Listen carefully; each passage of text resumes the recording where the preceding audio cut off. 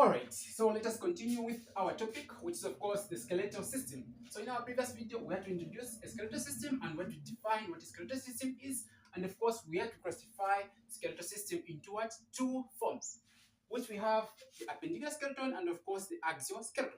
And I said that the appendicular skeleton now, it is the one which is having the upper limbs, the lower limbs, and of course the muscles that help the upper limb and the lower limb attach to the what? To the main body. And that main body which they are attaching to, we call it the what? The axial skeleton. Okay, so that's basically just the brief introduction or a brief review of what we talked about last time. So now here we are having this type of bone. So this bone is simply also part of the what? Appendicular skeleton. Why? Because it helps the upper limbs to be attached to the main body or the axial skeleton. So now this part that helps the upper limb to be attached to the axial skeleton, we call it a scapular bone. So this is basically a scapular bone. Okay, so that is basically a scapular bone. Where is it found? It is found right here at the shoulder region. No wonder in layman's language we simply term this scapular bone as what? A shoulder blade or shoulder bone.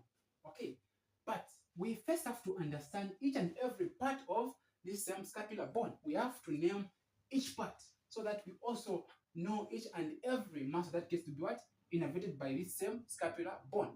So to start with, we are going to first view these guys. How are they being viewed? Because we have got two drawings here. We've got this one and this one. But yet we're talking about what? Just one scapular bone. So this scapular bone that I've drawn here, it is the what? The right scapular bone. It is found here on the right side. So as you can see, this scapular bone is being viewed from the what? From the front side. So this is what we term as anterior view. And this part, it is being from the what? From the back side. So this is a posterior view. So if you view something from the back, we call it posterior. And if you view something from the front part, we call it the what? Anterior. So those are the what? Anatomical terms that we're supposed to know. So this one, we call it the posterior view. Okay, so that is the posterior view. Then this one, we call it the anterior view. Okay, we are viewing it from the what? From the front part. Then this one from the back part. Okay, no wonder some parts that are being viewed from the posterior view, you can't see them when you're viewing this scapular bone from the what? Anterior view or the front part of this scapular bone. So let us now try to name each and every part of this scapular bone. To start with, we are going to name this guy. So this guy, which is a long bone, which is a long bone here, like it is the highest bone going up, and this one, we call it a chromion bone. So that is basically a chromion. So even this one, it is basically a chromion. Okay. Posterior view, anterior view. That is a chromion, that is a chromion. Then we also have another part now, this part. So this part here, we call it a coracoid process. So this is a coracoid process. That is basically a coracoid process. So here from the anterior view, you can just see just a small part of the what? Of the coracoid process. Just right here. So this is a coracoid process. So this is also a coracoid process. Okay. Now, the next part that we are supposed to know is this part here, which is looking more like a hole, like structure. So that part is very important because that is now where your upper limb or the bone of the upper limb will come and do what? Will come and be inserted or joined from there.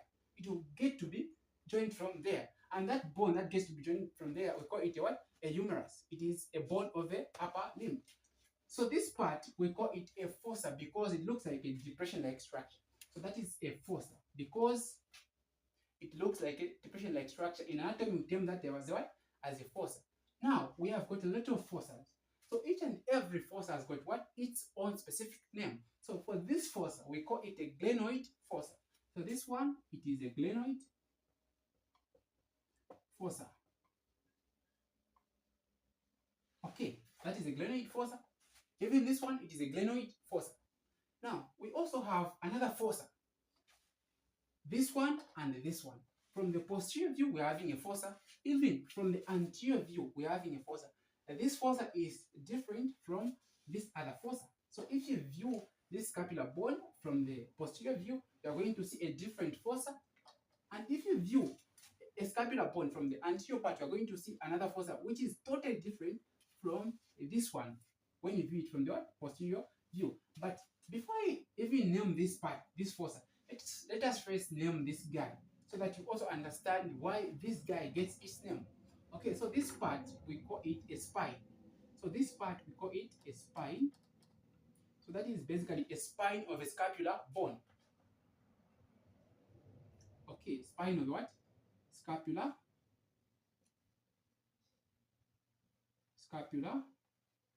bone. Then, now we can name this fossa because we have named this part to be spine of a scapular bone. Now, since this fossa is below the spine, we are going to call it infra. So the word infra means below. So this is infra. Now, it is below what? It is below the spine. So we're going to call it infraspinous or infraspinous. So infraspinous fossa, because it looks like a what? Depression-like structure. Okay, infraspinous fossa. Now, we also have another fossa here, just above this same spine. Now, since it is above and below we said infra, the opposite of infra is supra. So, if this one, it is above the spine, we're going to call it a supraspinous fossa. Okay, because it is above what? The spine of a scapular bone. So this is basically how we name them. Now let us come here. So we also having this kind of fossa, which is totally different from these other fossas that we have named here. So this fossa, it is below the scapular bone itself. Have you seen as like from just its view, it looks as if it is down below. So this one we call it a so sub means it is under. So this is subscapular fossa. Okay, so this is also a fossa, subscapular fossa. Why? Because it is found just below the scapula itself. It's found at the down part of the what? Scapular bone, which is this one. Then the infraspinous fossa, we said it is this one. Okay, so now let us also name another part.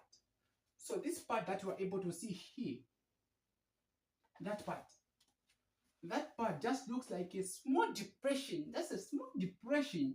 It is different from a fossa. This one, it is a notch. So this one, it is kind of similar to this one. This notch that we're seeing here, which is also similar to this notch, because this notch is the same as this one. So now this notch, we term it as a spinal, meaning it is closer to the what? To the spine of a scapular bone. So it is spinal glenoid notch. So that is basically a notch, which is closer to the spine and closer to the glenoid. No wonder the name spinal glenoid notch. Then we also have this notch now. Let us also name this notch as this notch. So this notch is the same as this notch. So this notch, we call it just a scapular notch or supra. Why supra? Because it is found above. So this is suprascapular notch. So that is suprascapular notch, which is just basically found where? Above, which is different from this guy. Okay. So this guy and this guy, they are the same.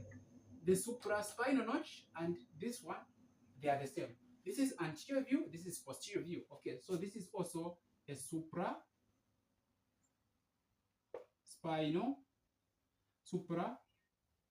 okay, so this is suprascapular notch.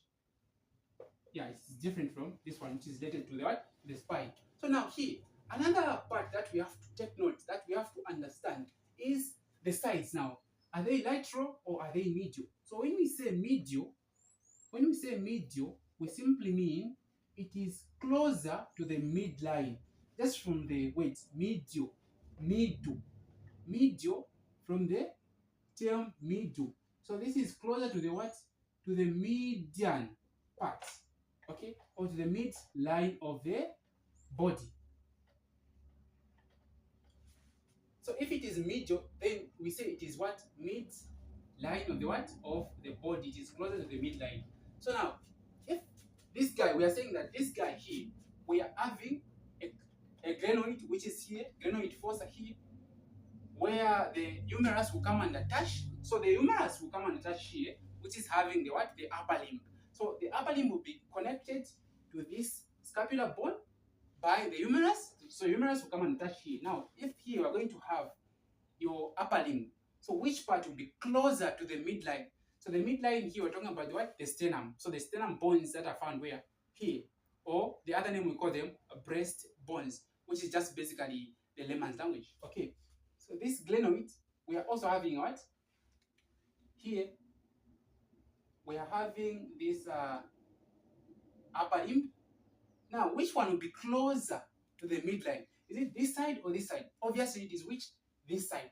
So this term, we're going to call it medial border. So this is basically a medial border.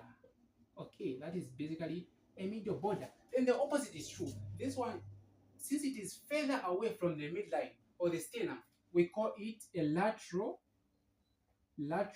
border. Okay, so the term lateral simply means it is further away from the midline. Okay, so we have named this, we have named that. Now let us also name this part. What of this guy? Because this is anterior view, this is posterior view. From the anterior, we've said this is a medial border. What of here? Which one will be the medial border? Obviously, it is this part, because this guy will be having the what? The upper limb. And anything that is closer to the upper limb, it is lateral border. So this guy, it is what? Lateral border. Okay, lateral border. And this part, which is closer now to the midline, we call it a medial. We term it as medial border. Okay. Then the angle that is being formed here, it has also got a name. And very important, you have to know this. So this angle that is being formed here, it is also the same as this angle. So that angle, simply because it is found just down or below the scapular bone, it is called the inferior angle. Okay, so that is basically the inferior angle. So if this is the inferior angle, we are also going to have the what? The superior angle, which will be where? On top, because the opposite of inferior is superior. So inferior down, superior above. So this is superior angle. The angle that is being formed above, it is superior angle. And the borders that are closer to this superior angle, they are called superior borders, like this one here. So this border from here to there, it is actually a superior border. Okay, superior border. Same as this one. This is the inferior angle. This border and this border that is closer to the inferior angle, we call them the inferior borders. Inferior borders. So same as to this one. If we have the inferior angle, we're also going to have what? The inferior border and the inferior angle, of course. Yeah. So now also we have to know that there's also another part here. So this part here, which is looking just like a protruding, like going outward. So here the bone is like making a curve, moving outward. This guy, simply because it is above the glenoid, we're going to call it, it is supraglenoid tubercle. Okay, so tubercle simply means it is a protruding like structure which is doing what? Which is protruding outward. Like a bone is making that shape of going where? Upward. So it is moving outward. Okay, so this is basically a supra. Why are we calling it supra? So supra, it is above something. So now it is supra above what? Glenoid. So this is a glenoid fossa. So it is supraglenoid tubercle. Why tubercle? Because it is more like a protruding like structure which is doing what? Moving outward. So this is supraglenoid tubercle. Okay, that is basically supraglenoid tubercle. Like that. If we have a supraglenoid tubercle, even here we're going to have the what? Supraglenoid tubercle, like there. Supraglenoid tubercle. And also, if we have a supraglenoid tubercle, we're also going to have what? The opposite of supraglenoid tubercle, which is just basically where just below here. So here we're going to have what? Here. So this protruding that we are seeing here, which is coming like this, simply because it is found where down below the same glenoid fossa, we are going to call it infra, because infra is the opposite of what? Supra. So this is infraglenoid tubercle. Okay, so the term tubercle I've explained what it means, and infra I've explained. So glenoid because it is closer to the what? To the glenoid fossa. So now, what part is remaining here? The part that we also have to take note is this part here. So this part where the spine is starting from, we call it a root of a spine. A root of a spine. So that is basically a root of a spine. So this is a root of a spine. The same spine we're talking about, this same spine. Now the root, where it is coming from, where it is starting from, we call it a root of a spine. We are also having the superior angle here, which is here. Also having the superior border here, which is here. Okay. Now we also have another part here that we haven't talked about, which is basically this part here. So this part is also a tubercle. As you can see, it is looking like this bone is protruding where outward. It is moving like outward. So this guy, it is also a what? A tubercle, but it has got what? Its own specific name. So this guy, we call it a deltoid tubercle. So this is a deltoid tubercle. Okay. The name deltoid simply because a muscle that attaches or gets to be articulated from here, we call it a deltoid muscle. No wonder deltoid tubercle. Okay, so that is deltoid tubercle. So it is CLE, deltoid tubercle. Okay, so let's see if we have got another part that we have left here. If we have another part that we have left, okay. So since we don't have another part that we have left, we can now at least talk about the muscles that gets to be what? That gets to be attached to all these that we have talked about here. Okay. So now, infraspinous fossa here that we have, if we are viewing this scapular bone from the what? From the posterior part, we are having a muscle that is attaching here, right here. So maybe let me just show you what a scapular bone looks like so that at least you appreciate what we're talking about here. So here I've got, so this guy, it is a skeleton. So this skeleton that you are seeing here, as you can see, if it is you looking at it, this is now what we call anterior view. So now the posterior view, it is this part.